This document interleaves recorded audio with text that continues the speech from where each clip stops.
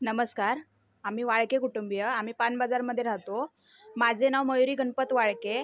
आजच आमच्या कानावर अशी न्यूज आली आहे, की आमचं जे म्हणजे प्यायचं पाणी आहे, म्हणजे पानबाजारमधली सार्वजनिक विहीर, तर तिथे संडास बाथरूम हे काम चालू करणार होते.